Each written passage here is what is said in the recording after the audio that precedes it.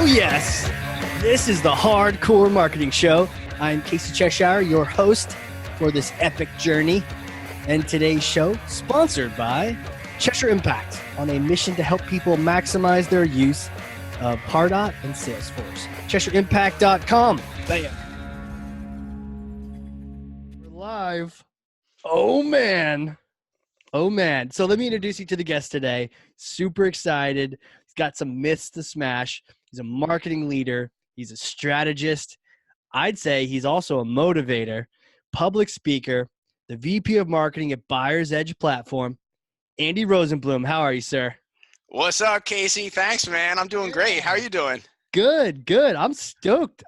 We've worked together. I know you've listened to the podcast, and now you're here, man. You're live. Yeah, and I am a fan. It's like a dream come true. It is. Where are you going after this? Is it Disney World? Is that next? There's this podcast for days that I'm going to be, just lining them up. That's it. That's it, man. This is the first of many, right? Well, yeah, first, maybe. Yeah. Yeah. So welcome. And I want to tell people the theme here. This is our marketing leadership series. And it's talking to VPs of marketing, thought leaders, experts out there, getting your sense for strategy, technology, process, how you got to that position in your career. But to start out, we always do this thing. So let me get you this hammer. Here it boy. is. Oh, this hammer. Oof. It's heavy indeed. It is, man. So take that and smash some kind of bogus marketing strategy or just some misconceptions you're hearing out there that drive you crazy. All right. I'm going to take this big old hammer here. And here's the marketing myth that I think I want to smash with it. Yes. Not everything has to be embellished and, exaggerated every time. I feel like people are afraid to be authentic and deliver on the promise of reality. I have these marketing stats that I put out to my sales team and to other members of my team, and they're just constantly getting exaggerated out there. Our numbers speak for themselves in their true form. You don't need to add on to them or not everything has to be, coated with a layer of marketing speak. If you speak the truth about what you're good at to your customers, and then you're honest also with your customers and your stakeholders about the things that are going to be obstacles or the things that you're not as good at, you're going to build better relationships than if you try to exaggerate and sugarcoat everything and overpromise and underdeliver. Yeah, it's that spin, right? It's that icky, sugar-coated. You think, oh, sugar-coated, then you touch it, and you like. This morning, I cleaned up some candy for my kids. It was like all this stickiness, and it's not sweet at that point. Now it's just this grunge, Yeah, it doesn't and coat anything. You gunk up your message. Yeah. Real communication is about speaking truth, speaking it, with passion, making it clear and concise. And when you start muddying up those waters, your message gets messy, and it doesn't wind up being well received and doesn't represent you well. Why do you think this is happening? Is it just because we're just all spin doctors in the marketing world, or? Well, first off, I think we're human beings and we're all a little bit insecure. Yeah. and that's okay. Right. But I also think that we're a little bit scared of our competition, and competition's healthy. It's good to know that someone's out there waiting to eat your lunch. Keeps you it keeps you innovating. Keeps you out there working hard. And I don't know. I think that a lot of marketers put this demand on themselves to look. In our profession, our job is to make things sound good. Okay, and obviously, this is something that we're good at. And I think other people really demand that of us, and they ask us to, can you make this sound a little bit better? But what they're really, I think, asking for is, can you communicate this in an effective way? Yeah. Not in a way that's going to create a false sense of expectation, But Right. and I firmly believe that marketing should be aspirational. I think that you should make your brand, your product, whatever it is, something that people aspire to have, to achieve, to be close to. And so I'm not saying that we shouldn't, make our messages aspirational. I just think that we should make them genuine. Yeah. Yeah, be real and true. I think, but that, like you said, a lot of this world and society is very much not like that. You know, it's like you can't even just post a photo anymore. You got to post a photo and then throw some emoticons on it on top. You know, Sure, or everything is put a filter. I mean, filter. Yeah, yeah, you know, in the and this maybe comes down like the fundamental age-old debate of marketing or advertising. You know, like the Whopper doesn't look that good when you get, it never does, man. I wish it did though. You know, but but and so, you know, you do have to entice people, but I think that in the world of marketing today, where people have so much information at their fingertips, they're doing a lot of research, they're doing a lot of decision making before they even enter the buying phase, before you even maybe know about them. You know, they already know. They're on Yelp, and they already know what to expect to be really positive about your restaurant and what to expect that's going to be a little bit negative about it. And you obviously want to accentuate the positive and work on changing the negative, but right. don't bring them into the door under false pretense that it's going to be this gorgeous ambiance, Right. because you're going to fail to deliver on their expectation, or you're not going to attract your true audience. You're not going to attract the guest who's really just looking for a really good, authentic pupusa with no ambiance really to go with it. They don't care, you know? Right. Just feed me. I don't. Because it's such an interesting point you bring, because I think everyone knows, like, well, you don't want to trick people, but then what happens is you've now set different expectations, so it's gonna be really rough if, you know, they were expecting this amazing thing and you got, Yeah. you know, that's why like fake Yelp reviews and all that just drive me crazy, you know?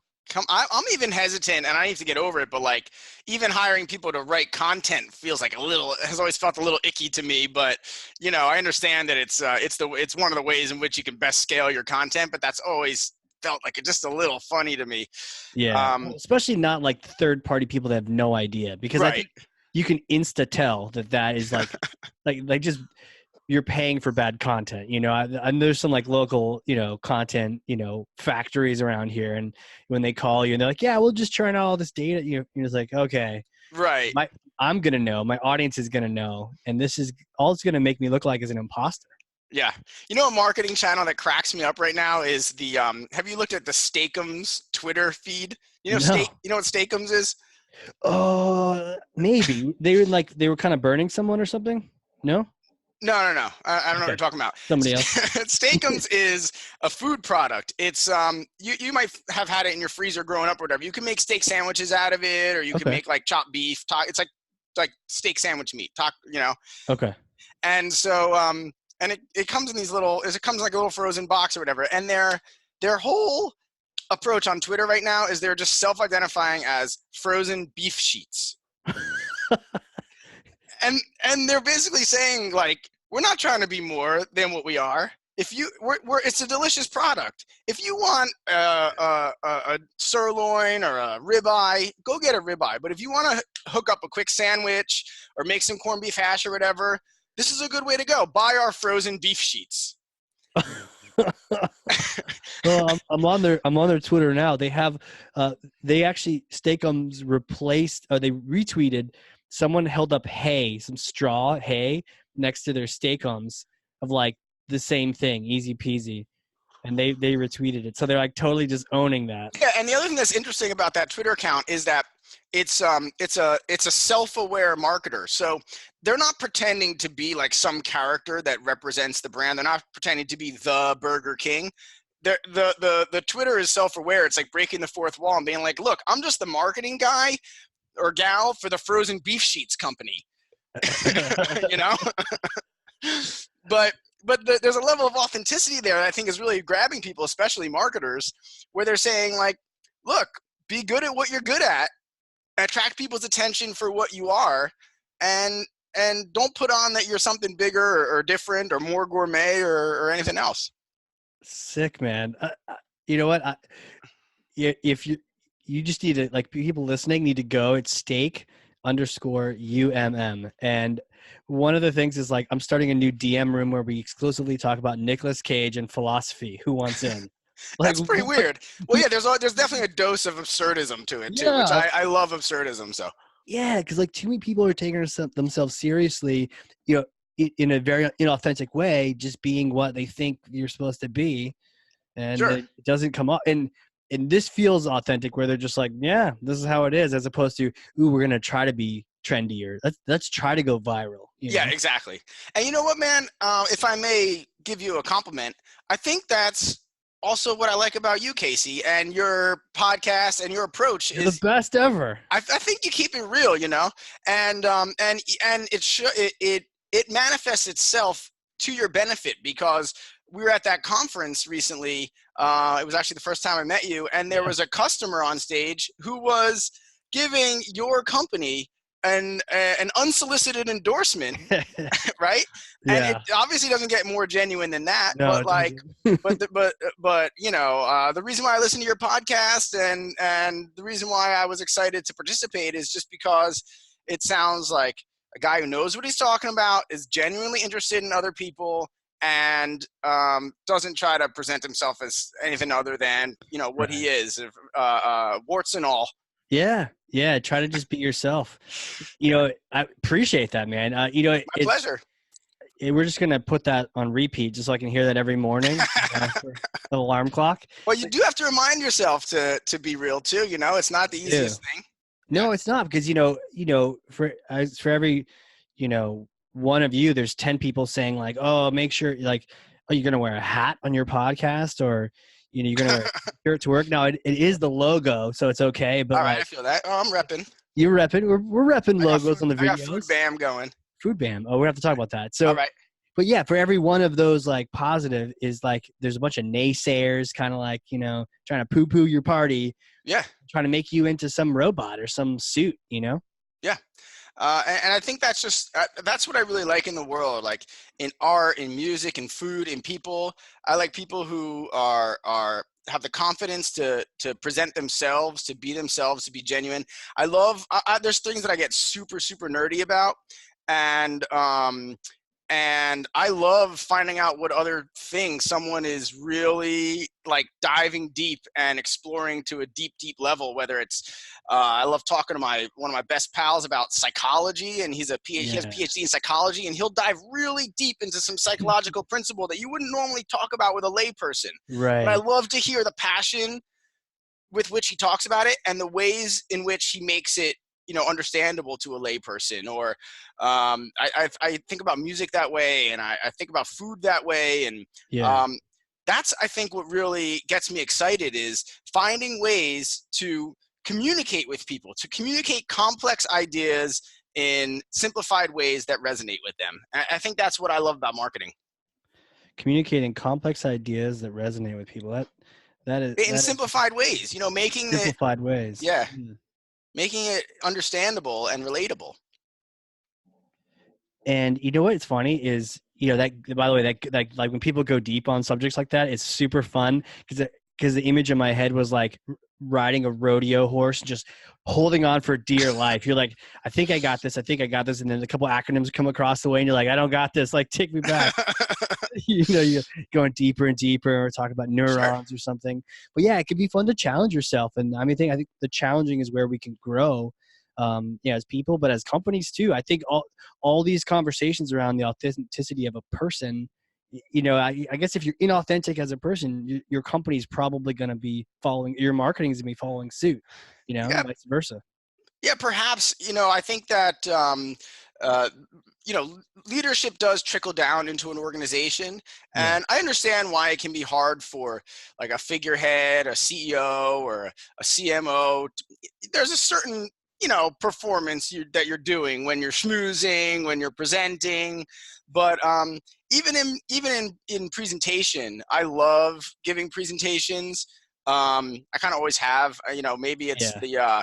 the I'm an ego-driven individual. I like having a microphone, but Yeah. Right. I also like the challenge of trying to keep people interested, communicate with them, make them chuckle.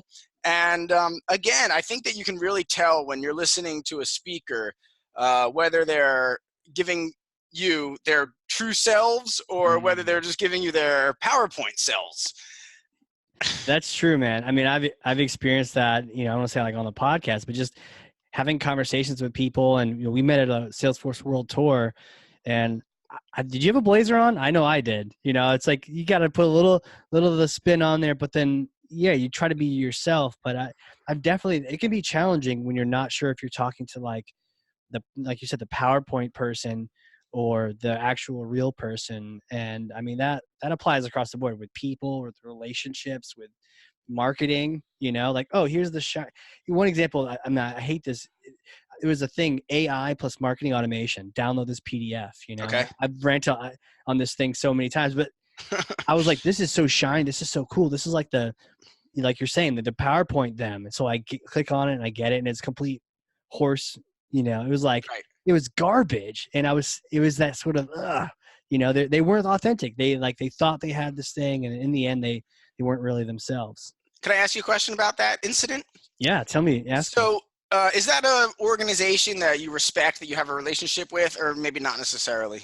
Totally not. In fact, they Okay. tried calling me afterward. Like, I didn't know who they were. So it was like a first impression. I was like, cool Facebook ad. Let me click on this. Got it. Lead, like knowing what I'm doing. I'm becoming a lead your system. And of course they called me probably a little early in the process, but they did. And Okay. then I told them like, never call me again. Cause I was tricked, you know, But I was wondering if you communicated back to them what the flaw was in your customer journey. well, I told their like the BDR call setter. I don't know if the person was like, okay, cool. Yeah. No, projected the next one. Yeah. Yeah. You know, it like, you could try to do that. I don't know if companies are always receptive to hearing back. I mean, it's like that no reply email in mass emails. Like, Yeah. don't you want replies? Yeah. Like, why would you no reply it? So the story of how I wound up in this podcast conversation today is kind of interesting and related. So, yeah, full disclosure, we're engaged in a business agreement now between my organization and yours. It's going great. Really happy about that. And I was listening to your podcast after we met, and it was an episode called something like "Real SDRs Love Marketing" or something like that. James. Yeah, and sales hashtag. I was listening to the podcast while I ride my bike. That's what I do. And you were talking about the continuity from the handoff, the sales process, handing off to the account process. Right.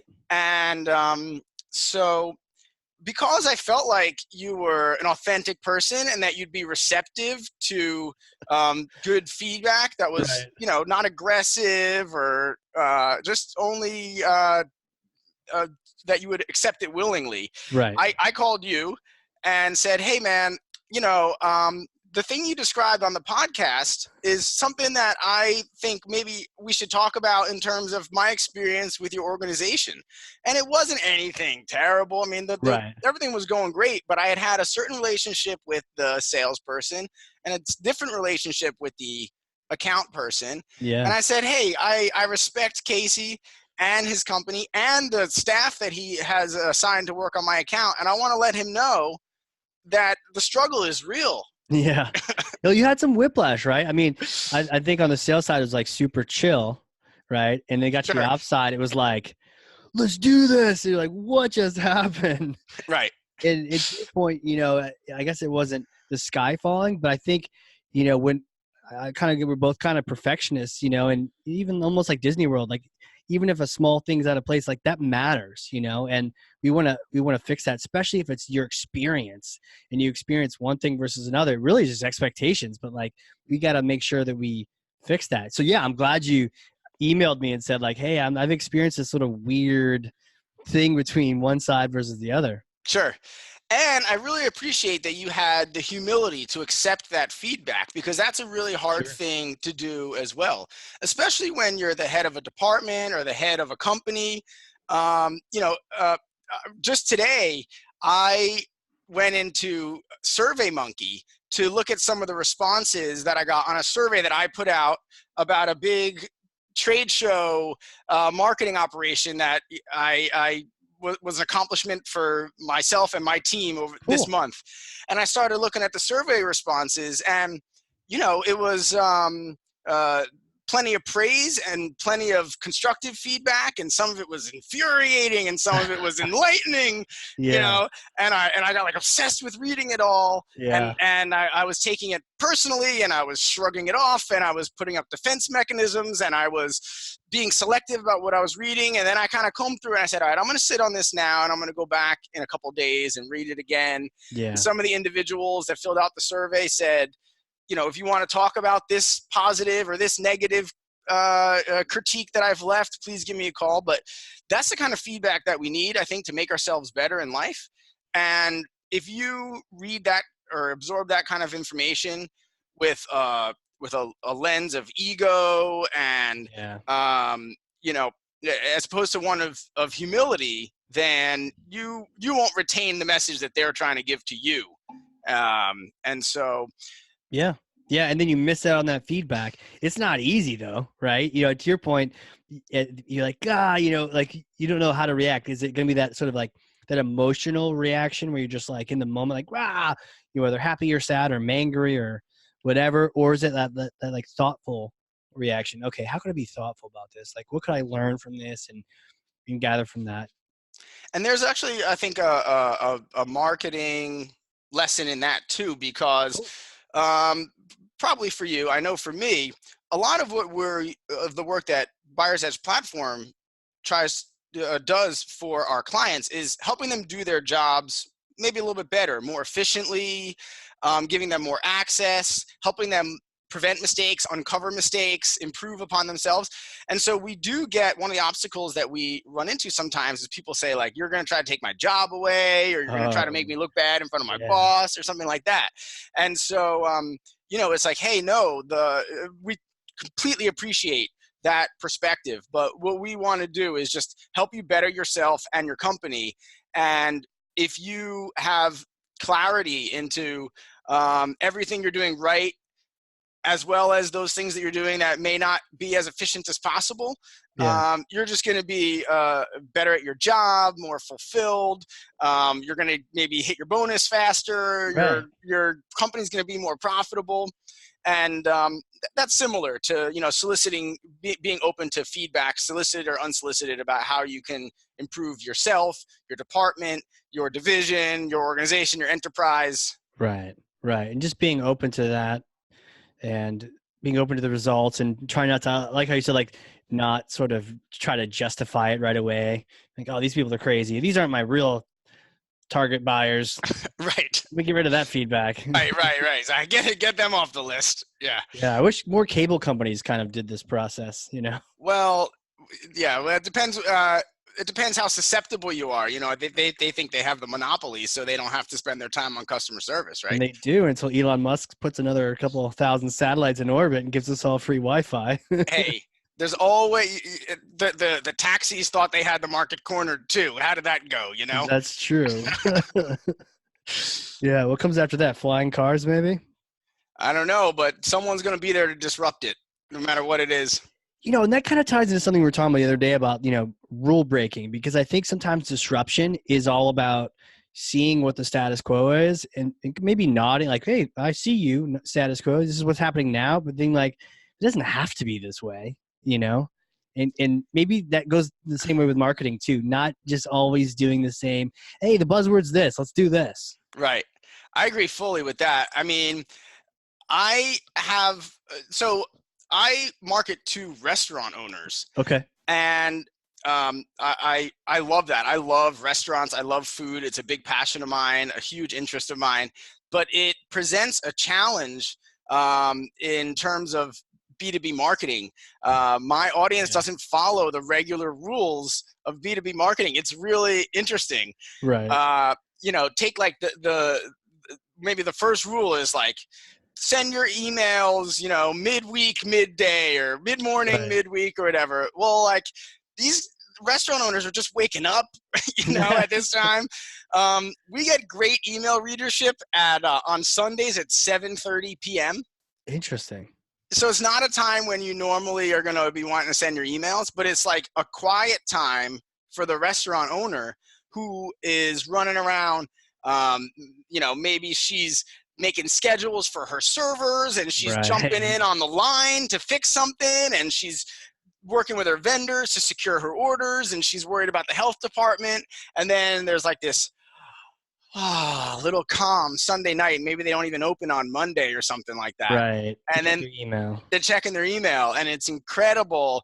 These are not the typical content funnel doesn't really work for this audience. So it's not just, put out some white papers. Don't Yeah. worry, they'll click on it. They're used to this. They don't want to fill out a form. They're not used to filling out a content gate.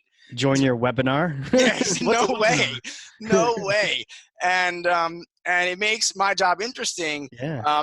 And also, there's like another challenge embedded in that, which is that the restaurant industry runs from the kind of mom and pop restaurant, maybe being run by, let's say like the guy who opened the restaurant in 1971, and he's still making the pizzas, all the way up to, corporations that have restaurants across multiple states. Now that's a different kind of buyer, but they're still in our target audience. And I've actually been fortunate enough to have a couple jobs in my career that had that sort of dichotomy where there were different messages for different audiences. I mean, we're all segmenting all the time, even if we're just working in little pockets, but these are two very different personas that we deal with. And it makes for, really exciting marketing work, and a lot of testing, and a lot of trying to figure out how to appeal to these various audiences. Yeah, it makes a lot of sense, and also not to speak to them in the same way, because when you're describing that like really busy restaurant owner, maybe it's like they got one restaurant, and maybe they to your point, they were like on the line, or they had to hire a waiter, or like fire someone. Right. All this stuff on Sunday, they sit down at the computer on their Yahoo email address. Exactly. To look through their mail and hopefully get distracted and play some Sudoku. And then they see your super cheesy corporate email. They don't want to, for a webinar in a thing called a white paper. Right. There's that's 100% not what they want to see right now. That's getting deleted with prejudice. Yeah. You got to make it, I think for any audience, but especially for our audience, you have to really remove barriers, make interactions very easy. And that's probably true for most companies, I would assume, Sure. Obviously, content gates are necessary, and sign up forms and all kinds of stuff, but the harder you make it for someone to interact with your company, just the less likely they are to do it. Now, you might obviously get some of the cream of the crop there that really is interested, but there's other ways to gauge that, I think. If you the experiences that are one click, one touch, really easy, friendly, approachable, not intimidating, I think are the ones that are going to resonate with people. Makes sense. I was going to say, what kind of things have you done differently to reach those kind of people in those spots? Well, for one thing, you have to be able to speak their language a little bit. Yeah. So but they already know like the restaurant language, the restaurant world. What we kind of position ourselves as, especially for independent restaurants, like 1 to 10 unit restaurants, is that, hey, like we're rooted in that restaurant world, but we're just a little bit removed, where we can offer you some of the business sense that you may not necessarily have on your staff. There's kind of like a joke about restaurant companies, like the CEO of the restaurant she might have come out of finance, and then she doesn't know anything about culinary, or she was a really good chef and she doesn't know how to run a business. Right. And so a lot of the independent restaurant owners, they're like chef owners, right? And so they're entrepreneurs, they have a good business sense, but not to the degree that they don't have the visibility or the technical capabilities that we have in terms of analyzing purchasing data and thinking about efficiency in the labor practices and stuff like that. And so we're a group purchasing organization. So we work with independent restaurants, and we combine their purchasing power, and then we negotiate contracts with manufacturers to help those restaurants get better prices on the food and supplies that they order. Okay? That's cool. I like that group purchasing thing. It's so powerful. You all want to buy a shovel, and then the price for a shovel is like way less. Yeah. How Walmart does it. So it makes sense to buy Basically. it that way. So what we also are able to offer them is like, yeah, you have we don't doubt at all that you have a great vision of what's happening in your restaurant. Right. We have a vision of what's happening in your restaurant and 18,000 others, 45,000 other locations. And so we can just help steer you towards the trends, the opportunities, the contracts that are going to make your business more profitable and more successful. Yeah, and that's how marketing's supposed to work, and how marketing content. It's like, look, you're our customer, and we work with so many of you that we've experienced at scale all the wins and the losses. Like, oh, you do it this way.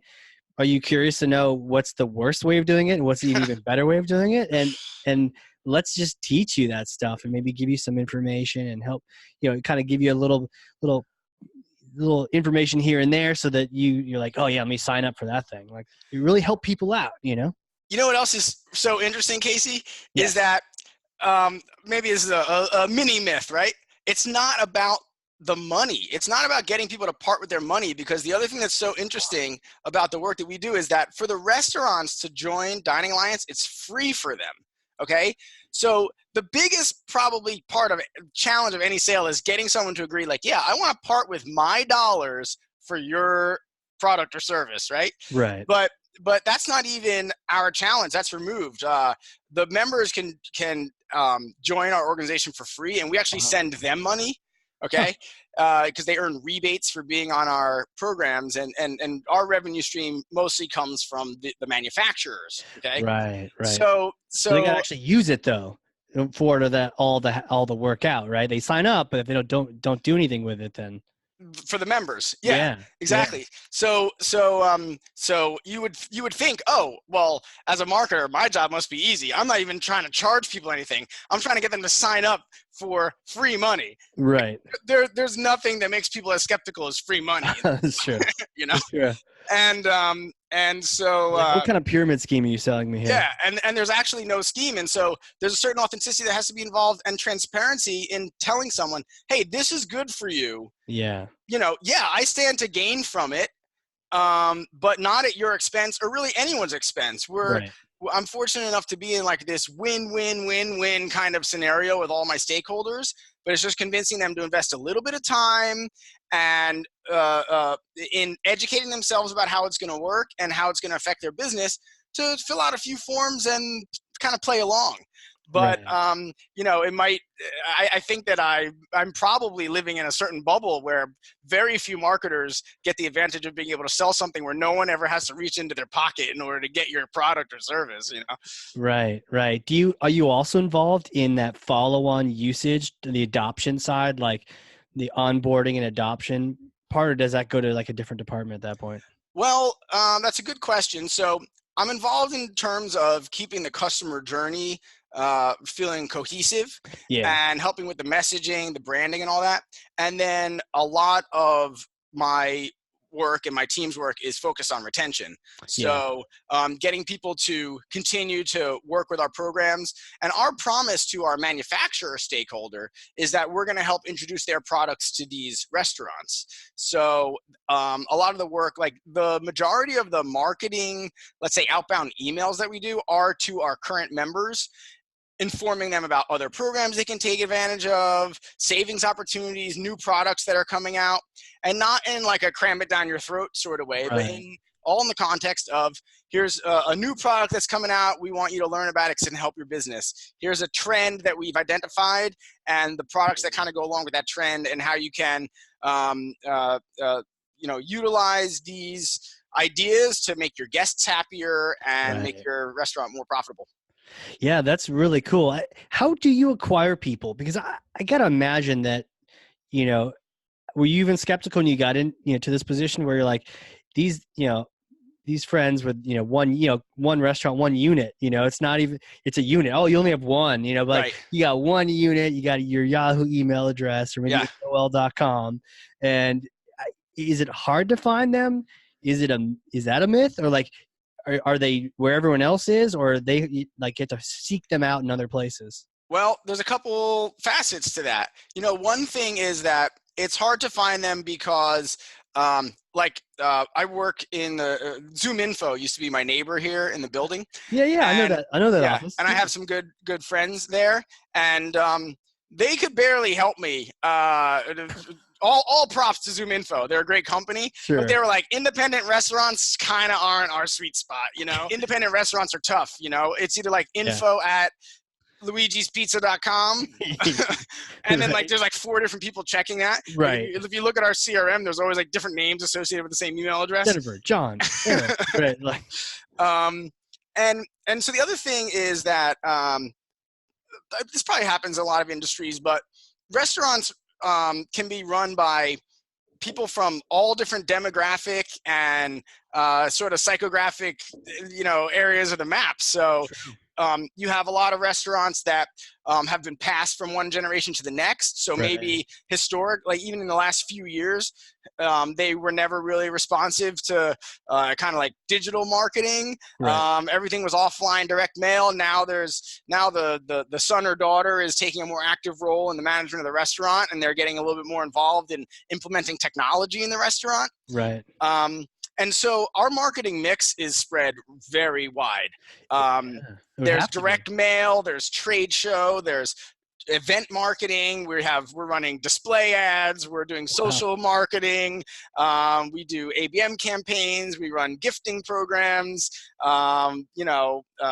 Obviously, maintaining websites and outbound email. So it's really a very wide mix that goes into our integrated marketing plans. You sound really busy. Are you able to then see all of these things are producing, results? You're meeting the right people. It's just, you have to be sort of spread in all these different places to cover the Luigi at his pizza place, right. And then, Luigi's daughter who just inherited, 7 restaurants and exactly is anxious to learn what's what. Well, the tracking, frankly, that's tough. Not everyone has to deal with that. It's tough. And by the way, so I run a marketing department in an enterprise that has multiple brands. So we actually go to market with different brands that we've either built ourselves or acquired over the years. Our company's grown very quickly in the last several years. It's a 20-year-old company, but we've really experienced some exponential growth in the last, let's say, 5-6 years. Sure.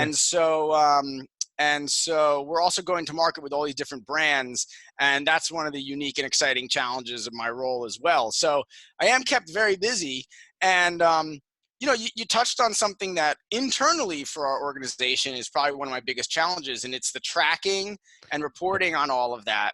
Right. Which there's sometimes we have a lot of anecdotal evidence to offer, like, hey, this worked because we got X number of form submissions, or this didn't work. Right. The readership was low, the open rates were low. And we're working as an organization cross-departmentally with our CRM team and our revenue ops team and our inside sales team and other departments to really build more sophistication into our reporting structures and how we track campaigns and how we measure, customer acquisition costs and lifetime value and all these kinds of things that have been somewhat elusive for us. I can see how they would be that way, especially if people are coming. You have all these different channels. Each one needs some sort of tagging, and maybe the younger, more digital, prospects and customers are going to be a little easier to track because they're sort of following that known path. But someone who, I don't know, I see the challenge, especially as you cross different boundaries and when you use the old school media, which old school, but apparently can be effective. Some print mail, Right. You can do some infographic, you should do some things to try, but it's not going to all be, like a lockdown wall. I mean, I think you're hearing this a lot, but like direct mail is not dead. Direct marketing, I think, is actually having somewhat of a resurgence.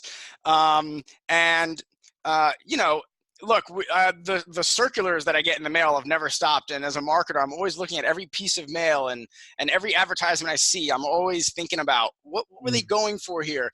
Who decided that was the billboard that you should put up? I do that. 3 guys standing like this saying, buy my rugs, they're paying a lot of money to have that ad like on a highway.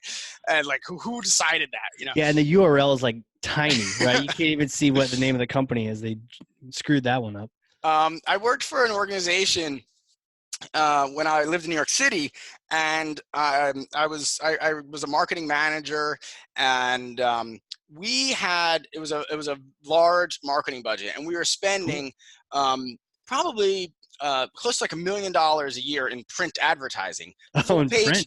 yeah, full page ads in glossy magazines. Uh, uh, Eighth page ads in the New York Times, which is not a cheap spend. Wow. And I reported to the president of that company, and I went to the president one day with an idea for almost like a thought experiment.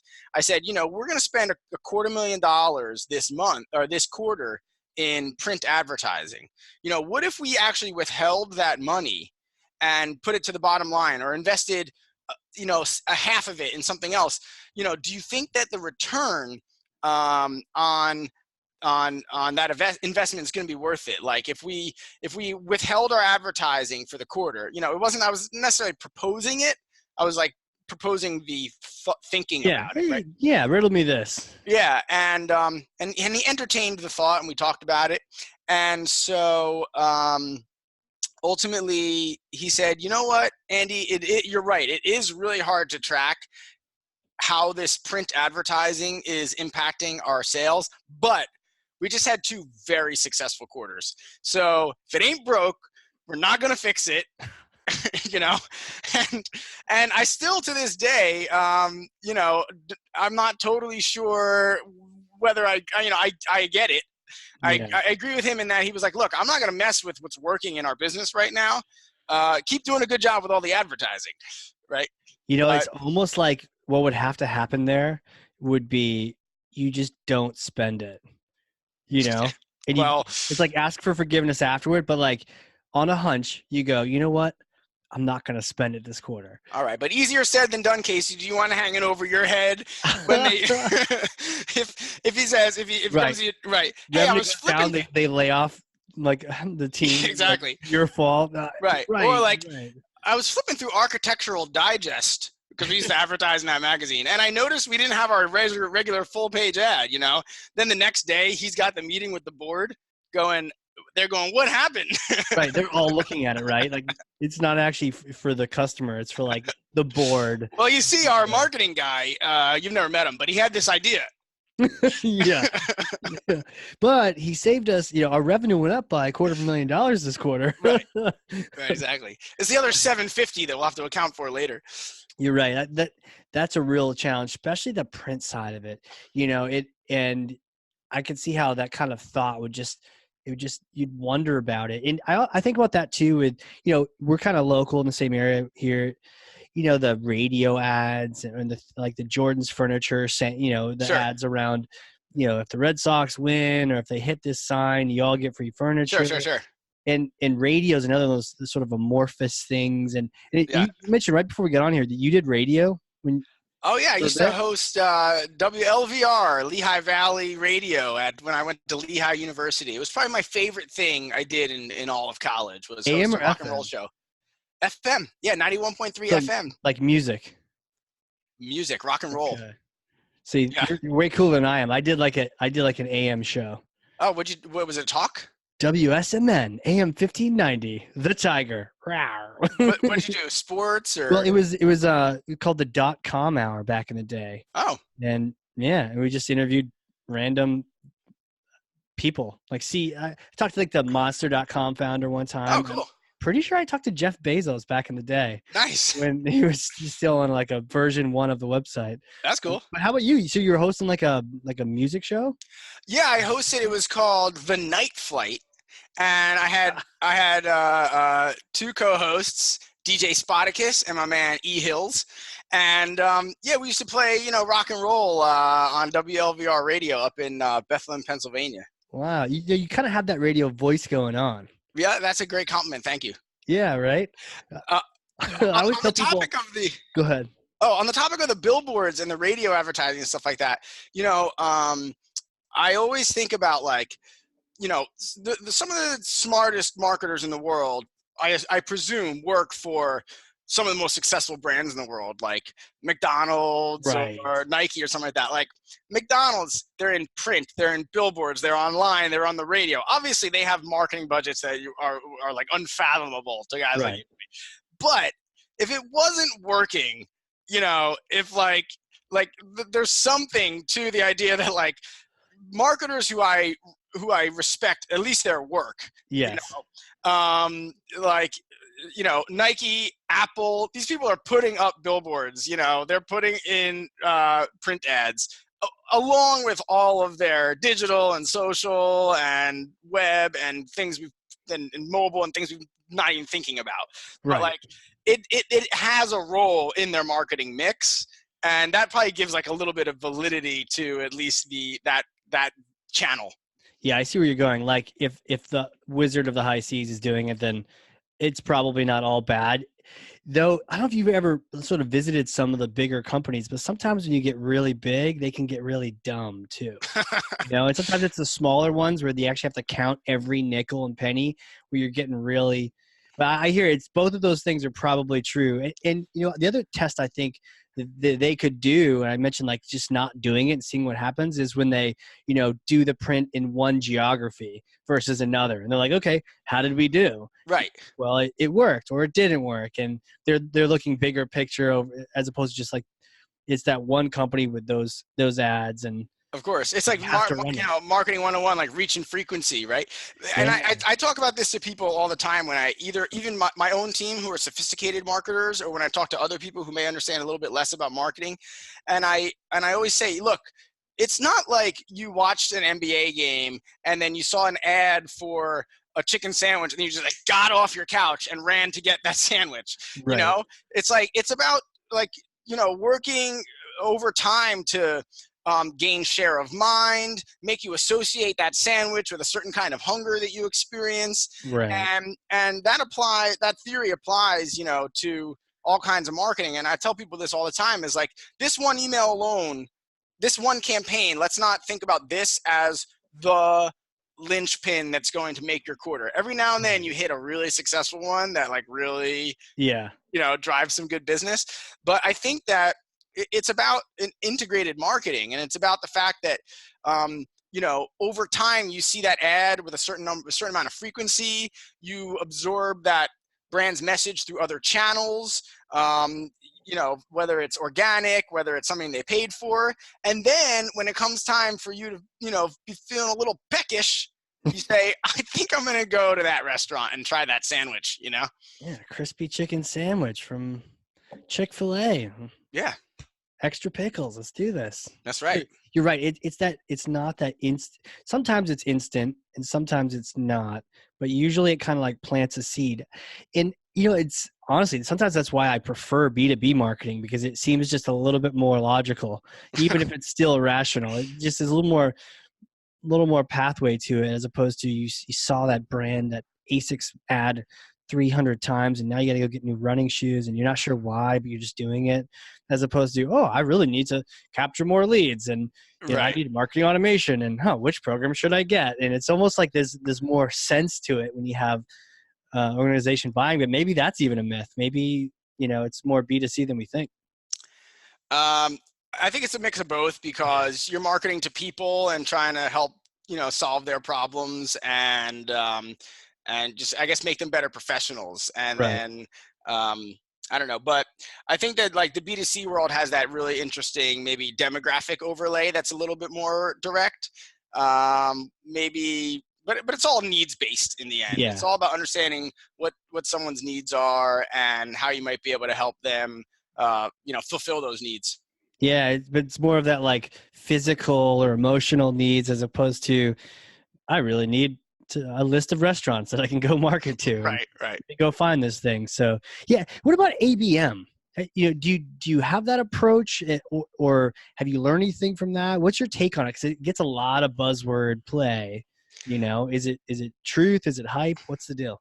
I find a lot of value in the idea of doing some kind of like laser guided pinpoint marketing. And ABM, like, I guess anything else in the world, like it ranges from like doing little, let's say like gifting programs to these like huge integrated campaigns, and it can get infinitely complex. A lot of people are trying to solve like for that complexity right now. I think a lot of marketing software and stuff like that are solving for that.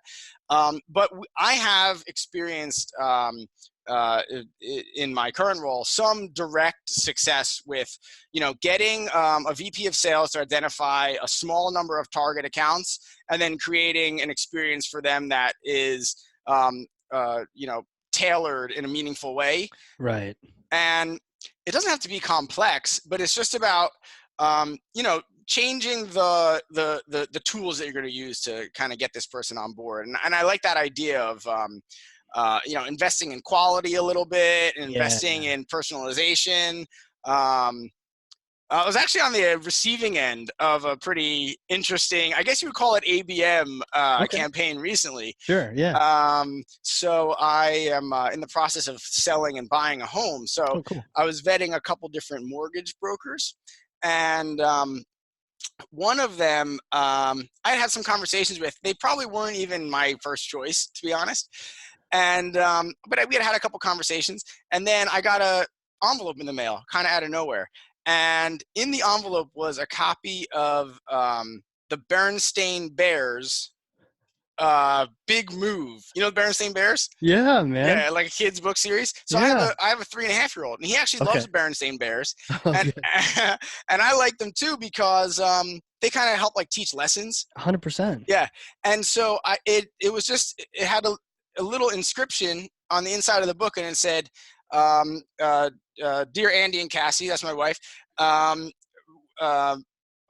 enjoyed reading this book to my kids when we moved recently, and I hope your son enjoys it too. And there's no way I'm going to go shop for a mortgage without calling this guy right now. Right. It was so. How do you not? Yeah. Yeah. It was that gesture was so meaningful. It touched on so many different like aspects of marketing and sales relationships that I respect, like to the point where I don't even necessarily know if he knew that was ABM or if it was just him just being a really genuine, caring and concerning person. And it wasn't like this great gift, like we're going to do a custom cigar set. It's going to be inscribed with mahogany. This was like a book that he may have grabbed when he was at Target, or maybe he has a case of them. I don't know what it is, but it probably cost him a few bucks. And then he just took a minute. And what's so awesome about that is that it was meaningful. It's a gift that I'm going to hold on to, and it indicated that his role in this process is going to be to help me solve for my needs, to solve my problems, and not only just the ones that he can help me with. Obviously, he's going to help me secure financing and find the best loan, maybe help me secure legal counsel. But he's saying, like, look, I know the challenges that you're about to face. There's a multitude of them. Packing up your whole life and all this stuff. One of those challenges is going to be handling the disruption in your 3-year-old's life. Right. And here's a little something that can even help with that. And man, that was so smart. And he came back into my solution set where he had probably not been in it. So interesting that even he was sort of eliminated in that solution set. And you're right, whether he has a box of them or not, it's almost like the result is the same, that like someone, whether they took half an hour to go buy just one book, or whether they took 5 minutes to write this, knew the name of your wife, knew that you had a kid.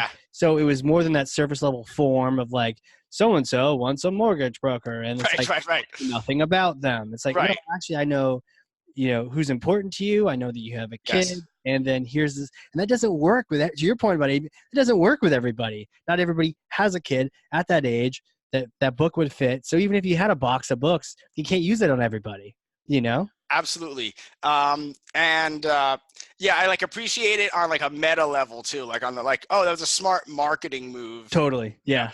And so I do a weekly little video vlog, if you want to call Oh, it, a you little got like a video. vlog? Yeah. Well, it's internal, so I call it News on Marketing. Nom nom nom. And I shoot them right here. This is your kind of in my set here, and I shoot them right here in my office, and I distribute it via our intranet.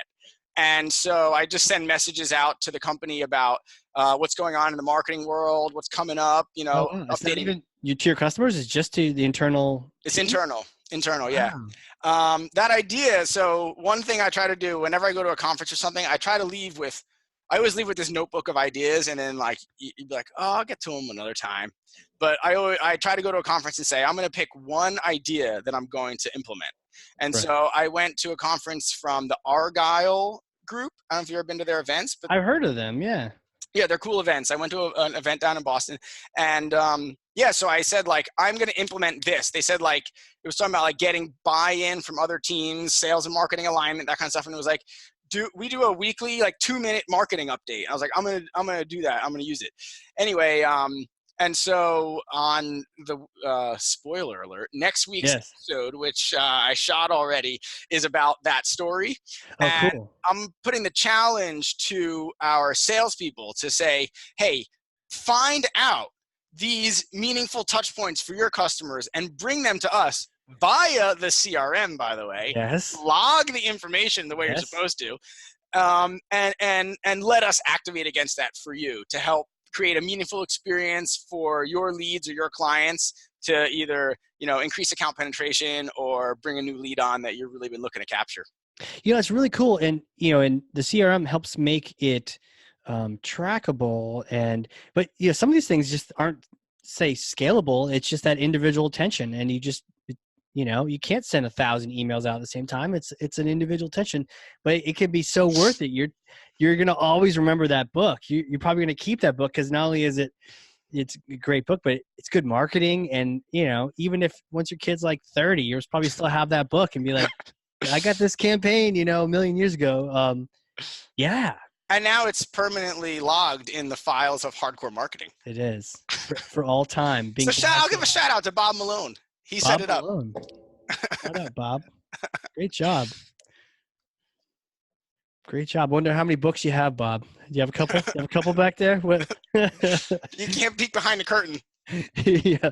Is there one for putting your parents in a home and another one for But though that's really cool. Really cool that he did that. And for the nom though, just putting the shout out and saying like, hey, here's what we want, and be on the lookout for these things. And I had heard from a training that the Ritz does. They actually look for these, I think actually call it magic internally. They look for these magic moments, and whether it's anniversary or you like the Bruins or just any random tidbit. Yeah. To be on the lookout for it, and then they log it, and then for all time it's in there. But then they're able to then have magical things happen to people. Based on that, oh, happy anniversary. Wow, I didn't tell anyone that. A little bit goes a long way. I think HubSpot calls that the delight step. Look for moments to delight, right? Yeah, I like that. How about you? How about your company? Have you had some ABM success? We're actually, it's very interesting. We do a lot of work with Pardot and whatnot. I think, where we're at is just really trying to hone in on the ideal customer profile, because I think for a long time now, we've been working with, it's similar to your situation where you work with a little bit of everyone. We've been working with a little bit of everyone. So it's trying to figure out who do we single out with those moments. I mean, we want to, at least magic, you can do that to everybody, but like if you're going to do a targeted, ABM campaign to maybe people that don't know about you yet, which group of businesses is that? So that's kind of where I'm at right now, is like, who do we want to target this cool focused laser beam at? Yeah. Well, that is the all important first step, I think, is determining that audience. And I think people probably overlook that. Right. Or guess at it, right? Like, I think it's this, or the existing data shows it's this, but it's like, but maybe that's not who the ideal is, or maybe you want to either shoot up market or down market or whatever. You know what you need to solve for that, Casey? What? AI plus marketing. That's exactly what I need. I need to go find that PDF and just download and buy anything that they're selling at that company for sure. No, it's actually interesting. I've been able to interview some people, and I tend to ask them like, how how do you, and I didn't ask you the question, do you have any thoughts for how you try to like zero in on ideal customers? Do you have those, or is it still just any restaurants, or is it preferably if they have more than one unit, or is it kind of like more the merrier? Well, that's a good question. So the campaigns that we've mostly done have been on our more consultative brands that work with larger restaurants. Right. Okay. We have done some of it for the smaller ones. So we do really, like, our ideal customer is like on the independent side is really like a 4-unit restaurant that maybe has like some growth potential. And then we do very well with what we call like emerging chains or emerging multi-unit restaurants. Maybe they have 8, 9, 10, 11, 12, up to 20. Wow. And maybe they're at a period where they're facing some new challenges, like expanding into a new region that they haven't been in before. So they're going to have to secure new contracts and new distribution. Right. Maybe they're getting some private equity funding. And so people are like, looking at how they're, how efficiently they're doing their purchasing and their hiring and stuff like that. If they're, negotiating new contracts, if they're opening a new concept, maybe they have 12 like seafood restaurants, but now they want to open this Italian restaurant. They're thinking about opening 4 barbecue units or whatever it is. Right. So those emerging groups is where we've mostly focused the account-based marketing. Right. And then also a couple kind of whales that were shoot a couple whales. But what made you focus on those other ones in the emerging space? Was it data or conversations or like?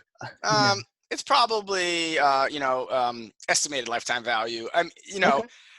Just the R would be higher on the I for those restaurants. They're just bigger accounts. They take a little bit more to close. Right. They part of the goal there was to shorten the cycle even. Sure. Besides just like getting to closed one, but let's see if we can shorten the cycle on this.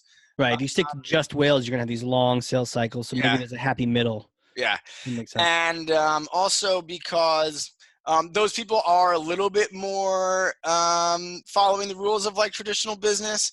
And frankly, because I put some of the feelers out, and it was the SVP of sales who manages that kind of division that sort of took to the idea.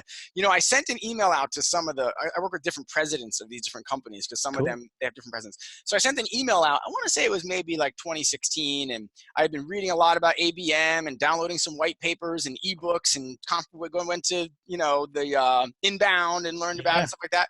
And I came back and I wrote it was probably too long, but I wrote like an email that's kind of synthesized what ABM was and how I thought we could use it for our brands. And like 1 or 2 of the presidents wrote back like, this is really interesting. I never heard of this before. I love these theories. I'd love to talk to you about it. And another president wrote back and he said, this futuristic stuff is the kind of thing that we can get to once we finish our, dot our I's and cross our T's. Yeah, exactly. I think he said blocking and tackling or something like that. Oh, yeah, that's another one. Right. But I said, hey, you know what? He has snossed and lost, right? So like if you float the idea out there and you want to pick it up and run with it, great. Let's play. And so that's kind of also, I think, a little bit of how we wound up in that zone. But I think also it was because the smart SVP of sales there recognized that, this makes sense for us and our brand and our clients. Sales definitely has a lot of intel that we can gain from them. So my question really at this point though is like, who are you? How did you, restaurant experience, marketing experience, you're the VP, you're running the show, multiple customer groups and personas. Like, take us back, little Andy. Like, were you always gonna be a marketer? Like, who are you? I may have always was going to be a marketer. I got interested in business at a young age. I think a lot of the credit probably goes to my aunt and uncle, Jordan Kimmel and Barbara Kimmel, both entrepreneurs. Yeah. And my aunt probably, I don't know how much of it was nature, nurture, whatever it was, but she definitely saw that I was interested in business and she loved entrepreneurship and kind of taught me a lot about like how business kind of worked. And that was at a young age. And how young were you? Like, did you start selling stuff around the neighborhood or like, what was the? I don't know about selling stuff around the neighborhood, but we used to like come up with an idea, and then instead of just being like, that's a goofy idea, she'd be like, let's write a business plan about that. Wow. Like something like that. Or like Yeah, that's cool.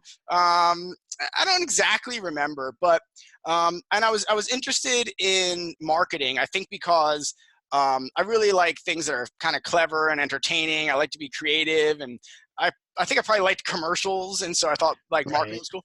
And then I took in high school, like when I had the chance to choose an elective. I grew up in New Jersey, on the Jersey Shore, by the way. Okay. Yeah. Oh, Jersey Shore. I mean, we should have told people Jersey Shore at the beginning, so they were, So they knew what to expect. Kentucky, everyone else, Yeah, I've never worn a Red Sox hat in my life, and I never will.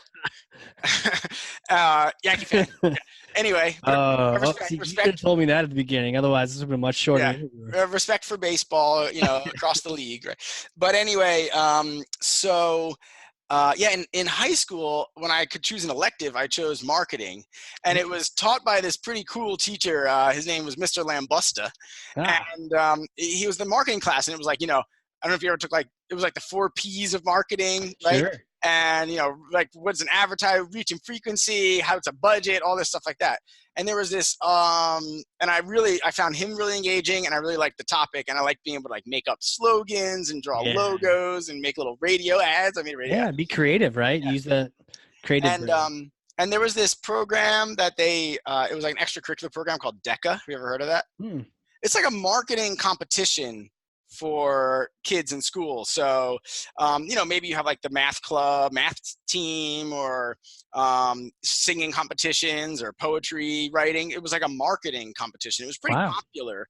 It was pretty popular in my school, mostly because like you got to get out of school for a day. Mostly because people took Mr. Lambusta's class because he was cool. He was like the football coach, and he was funny. Oh, the football coaches are like the best. They break all the rules and then don't care. Yeah. But are really good teachers in the same time. Right. And then also, if you like did well at DECA, you got to get out of school a little bit and like go on some trips and stuff. Oh, wow. So I entered the DECA competition, and it was like you had to take a written test, and then do a role play where you were given like a business scenario, like maybe it would, and there's different categories: travel and leisure, or finance, or retail, apparel, whatever it was. And you were like given a scenario, and then you had like 10 minutes to prepare, and then go in and pitch to, let's say the scenario was you are a marketing firm, and you're going to pitch, and you have to come up with ideas for a sneaker retailer who's having trouble reaching the youth market. And and then you have to do a role play where you play, act out what that meeting would go like. And so do you have time to prepare, or is it just like, I think you get I don't remember exactly. Maybe you get 15 minutes to prepare, and then 10 minutes to present. Wow. Something like that. You got to make some notes, and then so it was a written test, and then I don't remember what they called that part. It was like a role play or an oral part. And I was kind of good at it, and I started sort of winning at it. And I got to go to states the first year, and the next year I came in first place in the state. Wow. And I got to go to nationals.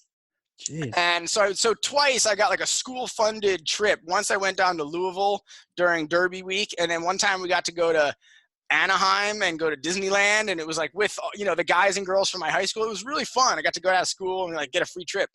And there was other stuff that we did to raise money. I worked at the school store and stuff like that. Sure. Anyway, I say all this because I hadn't thought about it in a long time. And then last year, my parents asked me to clean out the basement in New Jersey for around Thanksgiving. And I was cleaning out, and I found a box of my old trophies. And I had this pretty big trophy, and it was I had gotten first place in food marketing category. No way. And I was little did I know when I was 16 that I would be a professional food marketer later on in life. Right? Did you keep it? It's in your office right now? It should be, right? I have a lot of tchotchkes and stuff in the office. I should get the trophy. You'll hear about it from sales, but Right, yeah. But then I went to school and studied marketing, marketing major, and I moved to New York City, where I worked for a small marketing firm. Oh, cool. We're actually doing a lot of interesting work, employer branding and internal messaging. And so we were this little marketing firm in Soho, and we were working with huge companies like Deloitte and Johnson & Johnson. Yeah. And And so, so I lived in New York, and then it was actually one of the graphic designers who I worked with kind of tipped me off. Hey, one of my other clients is hiring, and that was in kitchen and bath. So it was for this company. This is where we did a lot of the print advertising. Oh, right. Yeah. And so I kind of moved over there to that role. And that was an interesting job too. Talk about dichotomy, because we were both a high-end like kitchen and bath showroom kind of company, Sure. but also we just sold like parts to plumbers who were working on like installing radiators and stuff like that. Right. There was these two faces to our marketing. There was just like super high end, giving out leather bound journals and making everything seem like really sophisticated and cutting edge. Yep. To do that marketing while not alienating the plumbers who didn't want us to seem like we were like the expensive option. So right. There was an interesting challenge there. And in like not crossing those two paths, I could see that being. That's interesting. You've had experience throughout your career with the like totally different personas on either end, but you still need to be able to help them both with their problems. For sure. And my career has really been in small business B2B marketing. Right. And I don't know, I guess either I gravitated toward that or my experience naturally lent itself to continuing in that path. And then, so then I lived in New York about 10 years, and that's where I met my wife. We met traveling, actually, which is really fun. Where were we at? We were on a trip to Israel. Really? Yeah. Wow, I haven't been. Oh, I think you would like it. It's a really beautiful place. I think you're in. I think we have some similar hobbies, because I love hiking. It's one of my most favorite things to do. And I know that you're like mountaineering, and there's some really good terrain out in Israel. And it's like just beautiful landscapes with this overlay of history and religion and present day like political. It's like a hotbed for all those things. I could see that you'd be hiking around, and you kind of come around to the bend, and now there's some like ancient temple or something, that it's for like sure. Amazing. For sure. I mean, thousands of years old, these structures are still standing in Israel. So yeah, we met there, and she was living in Brooklyn at the time, and she's from up here in Massachusetts. That's how I wound up here. Was it like how you doing? Was that how you said hi at the beginning, or? I was very excited to meet her the moment I saw her, and she was kind of sitting with her sister at the coffee shop, and I sort of took the table next to them and started chatting them up, and then, and that was it. Was it like intentional? Like, I need to go sit at this table and just start a little marketing, or did it kind of? I wouldn't call it marketing, but I knew I liked her. I knew I liked her from afar, and then I knew I liked her up close. And then when we started talking to her, I realized that she was really kind and sweet, and funny. Cool, man. And it's funny, I did like something kind of weird where I asked her in that, like shortly thereafter, I said to her, like, maybe we could if you wanted, I said, we could skip all the BS, and you could just be my girlfriend right now, and we could just start that. And she was like, no. But whatever. For the B2C sale, and she's like, no, I prefer B2B. Hey, always be closing, right? Always be closing, ABC. But yeah, so she's from up here, and I guess the last part of the marketing story is that when we moved up here, I knew that I really wanted to work in something that I was passionate about. Right. I still want to stay in marketing, and no matter what kind of marketing job I may have landed in, I'm sure I would have embraced it. But I just had this passion for the restaurant industry and food, and I really wanted to be in that space. And I held out for a long time unemployed, waiting to find an opportunity that would put me into that world. And so I got great advice from my man, Jim Wexler, who was one of my mentors and early bosses at that marketing firm in New York, where he said, and this is advice I give to people all the time now, he said, go on my LinkedIn profile and tell me who you want to meet. If you tell me 5 people you want to meet, I'll send you 5 introductions. But he put it on me to do the work, to go into his profile. He didn't just say like, oh, I'll send you this or that. And I've given that advice to people, and most people don't take me up on it. They'll come to me and they'll say, hey, my brother's looking for a marketing job. And I say, great, I'd love to help him. Tell him to go on my LinkedIn and find 5 people that they want to meet, that he wants to meet. And then I never hear from them, But that's kind of how I got a foot in the door here. That's a cool opportunity. And so kind of similar on that note, if you were to advise yourself, when you just got into your marketing career back in the day, what would you tell yourself? What would you advise yourself? I would tell myself to be humble, Hmm. listen and learn.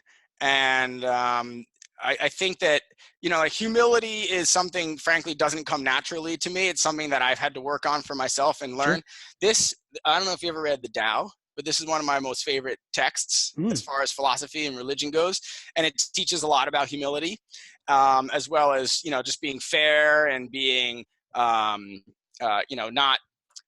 being aggressive, and how to be a good leader and stuff like that. But I think back then I kind of came in, I was fresh out of school, and I did a good job, but I was like, what are you guys doing? Like, they had these like disorganized spreadsheets and stacks of business cards in their desk, and they're trying to work these leads. And I built them an Access database. I signed up for an email marketing program, and built a pretty successful sales funnel with Jim, with my man who was the VP of sales there, whereas they had nothing before. But Right. I think that I was I don't know, I was 21, 22 years old, excited to be living in New York City. Yeah. I'm not shy. I probably should have done a little more listening and stayed a little bit humble. But Well, at the same time, that worked for you, right? I mean, you kind of stepped up to the plate and you made stuff happen. I suppose the other thing that I probably would have given myself the advice of is to take more initiative. Okay.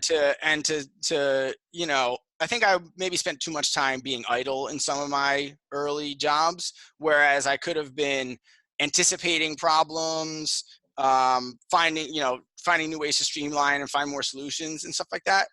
Put all that energy to good use, and instead of saying like, oh, I have nothing to do, great, I'm gonna slack off on company time. Yeah. I might have spent that time